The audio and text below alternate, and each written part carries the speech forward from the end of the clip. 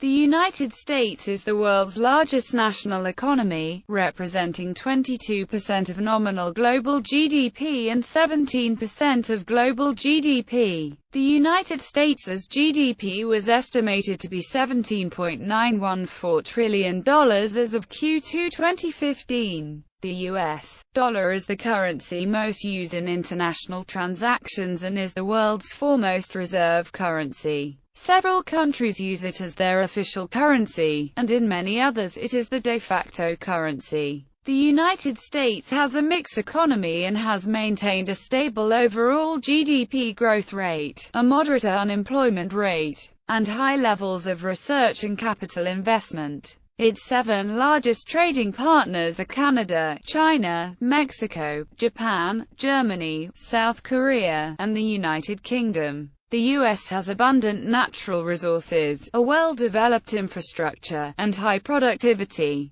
It has the world's 9th highest per capita GDP and 10th highest per capita GDP as of 2013. Americans have the highest average household and employee income among OECD nations, and in 2010 had the 4th highest median household income, down from 2nd highest in 2007. It has been the world's largest national economy since at least the 1890s. The U.S. is the world's largest producer of oil and natural gas. It is the 2nd largest trading nation in the world as well as the world's 2nd largest manufacturer, representing a fifth of the global manufacturing output. Of the world's 500 largest companies, 128 are headquartered in the U.S. The United States has one of the world's largest and most influential financial markets. The New York Stock Exchange is by far the world's largest stock exchange by market capitalization. Foreign investments made in the U.S. total almost $2.4 trillion, while American investments in foreign countries total over $3.3 trillion. The economy of U.S. leads in international ranking on venture capital and global research and development funding. Consumer spending comprises 71% of the U.S. economy in 2013. The United States has the largest consumer market in the world, with a household final consumption expenditure 5 times larger than Japan's. The labor market has attracted immigrants from all over the world and its net migration rate is among the highest in the world. The U.S. is one of the top-performing economies in studies such as the Ease of Doing Business Index, the Global Competitiveness Report, and others. The U.S. economy went through an economic downturn following the financial crisis of 2007-08, with output as late as 2013 still below potential according to the Congressional Budget Office. The economy, however, began to recover in the second half of 2009, and as of November 2015, unemployment had declined from a high of 10% to 5%. The government's broader U6 unemployment rate, which includes the part-time underemployed, was 9.8%. At 11.3%, the U.S. has one of the lowest labor union participation rates in the OECD. Households living on less than $2 per day before government benefits doubled from 1996 levels to 1.5 million households in 2011, including 2.8 million children. The gap in income between rich and poor is greater in the United States than in any other developed country. Total public and private debt was $50 trillion at the end of the first quarter of 2010, or 3.5 times GDP. In December 2014, public debt was slightly more than 100% of GDP. Domestic financial assets totaled $131 trillion and domestic financial liabilities totaled $106 trillion. History. Colonial era. The economic history of the United States began with European settlements in the 17th and 18th centuries. The American colonies went from marginally successful colonial economies to a small, independent farming economy. which in 1776 became the United States of America. In 180 years, the U.S. grew to a huge, integrated, industrialized economy that made up around one-fifth of the world economy. As a result, the U.S. GDP per capita converged on and eventually surpassed that of the UK, as well as other nations that it previously trailed economically. The economy maintained high wages, attracting immigrants by the millions from all over the world. 1800s. In the 19th century, recessions frequently coincided with financial crises. The Panic of 1837 was followed by a 5-year depression, with the failure of banks and then record high unemployment levels. Because of the great changes in the economy over the centuries, it is difficult to compare the severity of modern recessions to early recessions. Recessions after World War II appear to have been less severe than earlier recessions, but the reasons for this are unclear. 1900s. The United States has been the world's largest national economy in terms of GDP since at least the 1920s. For many years following the Great Depression of the 1930s, when danger of recession appeared most serious, the government strengthened the economy by spending heavily itself or cutting taxes so that consumers would spend more, and by fostering rapid growth in the money supply, which also encouraged more spending. Ideas about the best tools for stabilizing the economy changed substantially between the 1930s and the 1980s. From the New Deal era that began in 1933, to the Great Society initiatives of the 1960s, national policy-makers relied principally on fiscal policy to influence the economy.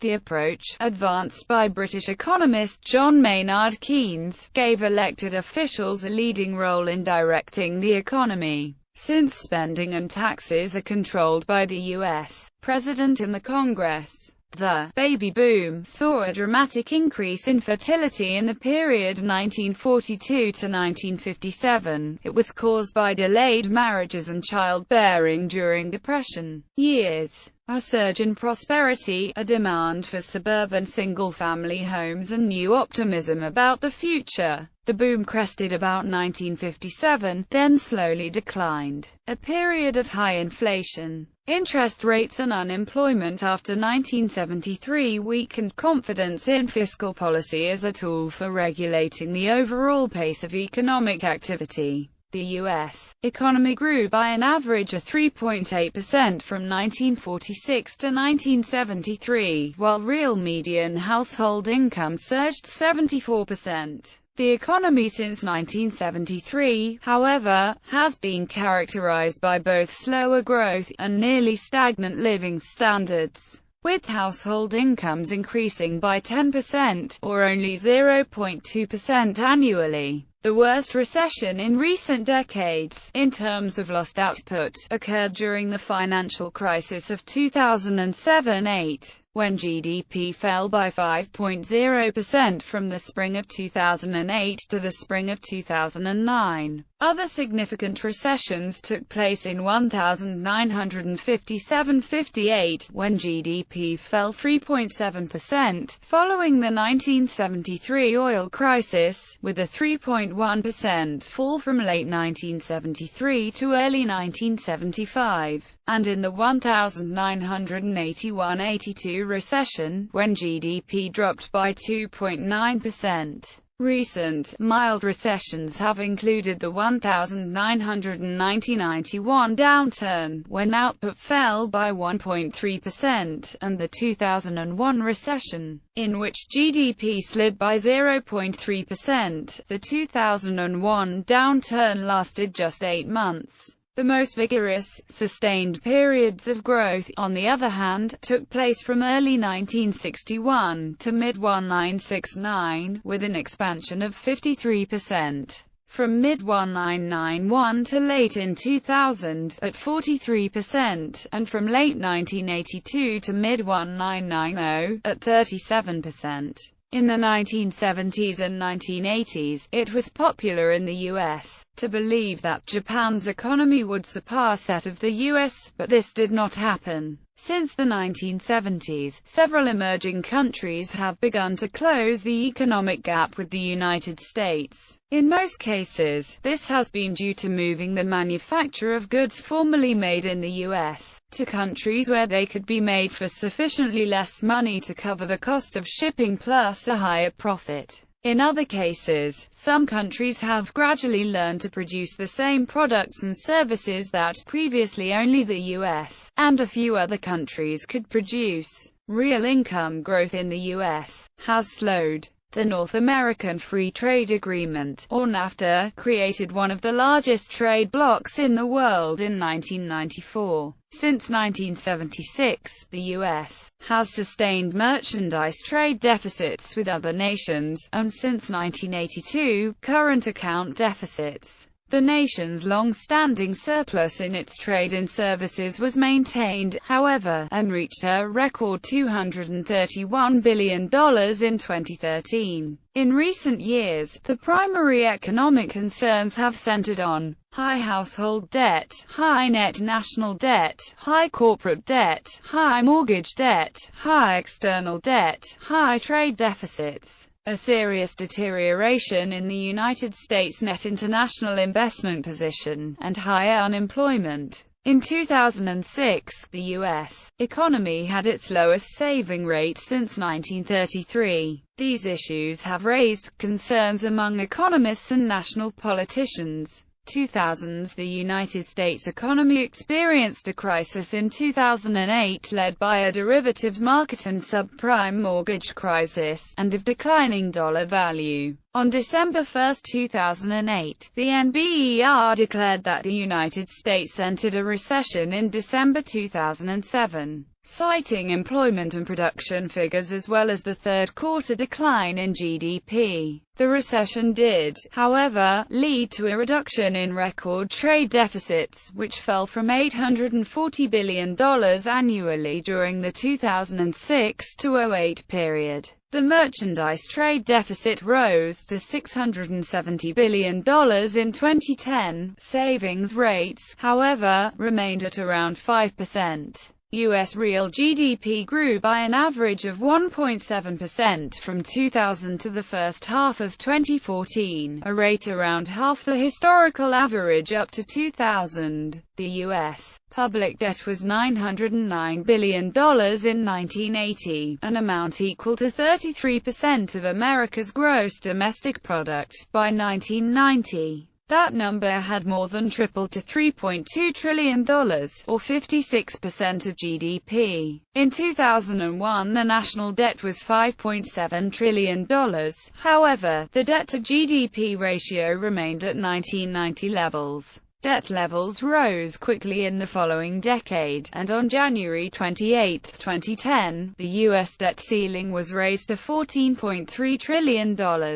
Based on the 2010 United States federal budget, total national debt will grow to nearly 100% of GDP, versus a level of approximately 80% in early 2009. The White House estimates that the government's tab for servicing the debt will exceed $700 billion a year in 2019, up from $202 billion in 2009. The U.S. Treasury statistics indicate that, at the end of 2006, non-U.S. citizens and institutions held 44% of federal debt held by the public. As of 2014 update, China, holding $1.26 trillion in Treasury bonds, is the largest foreign financier of the U.S. public debt. The distribution of household incomes in the United States has become more unequal during the post-2008 economic recovery. A first for the U.S. but in line with the trend over the last 10 economic recoveries since 1949. Income inequality in the United States has grown from 2005 to 2012 in more than 2 out of 3 metropolitan areas.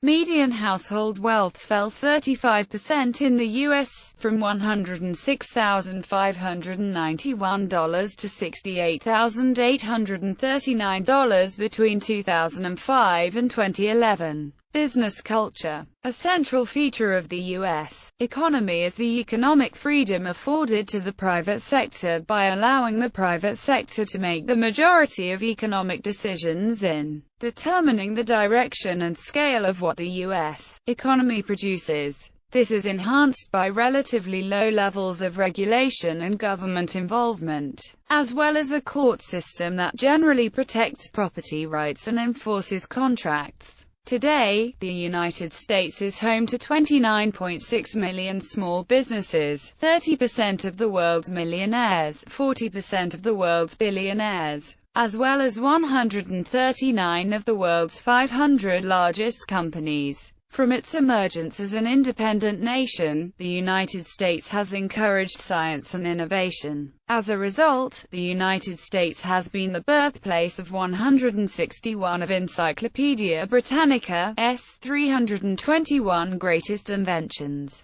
including items such as the airplane, internet, microchip, laser, cell phone, refrigerator, email, microwave, personal computer, LCD and LED technology, air conditioning, assembly line, supermarket, barcode, electric motor, ATM, and many more. The United States is rich in mineral resources and fertile farm soil, and it is fortunate to have a moderate climate. It also has extensive coastlines on both the Atlantic and Pacific Oceans, as well as on the Gulf of Mexico. Rivers flow from far within the continent and the Great Lakes, 5 large, inland lakes along the U.S. border with Canada, provide additional shipping access. These extensive waterways have helped shape the country's economic growth over the years and helped bind America's 50 individual states together in a single economic unit. The number of workers and, more importantly, their productivity help determine the health of the U.S. economy. Consumer spending in the U.S. rose to about 62% of GDP in 1960, where it stayed until about 1981, and has since risen to 71% in 2013.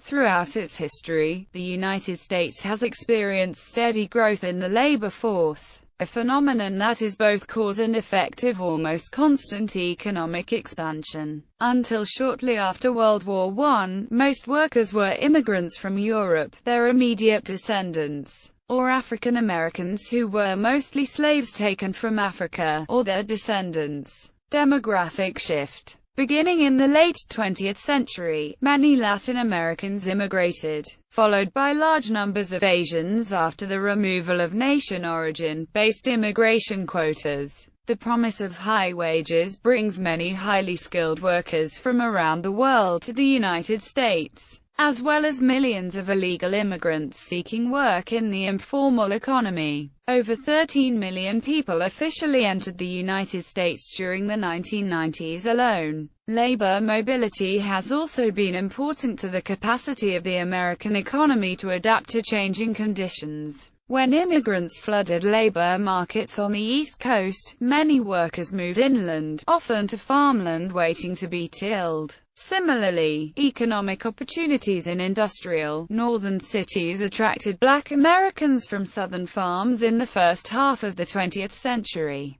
In what was known as the Great Migration, in the United States, the corporation has emerged as an association of owners, known as stockholders, who form a business enterprise governed by a complex set of rules and customs, brought on by the process of mass production. Corporations, such as General Electric, have been instrumental in shaping the United States. Through the stock market, American banks and investors have grown their economy by investing and withdrawing capital from profitable corporations. Today, in the era of globalization, American investors and corporations have influence all over the world. The American government is also included among the major investors in the American economy. Government investments have been directed towards public works of scale, military-industrial contracts, and the financial industry. GDP. GDP growth. The development of the United States as GDP according to World Bank. GDP by industry. Industries by GDP value added 2011.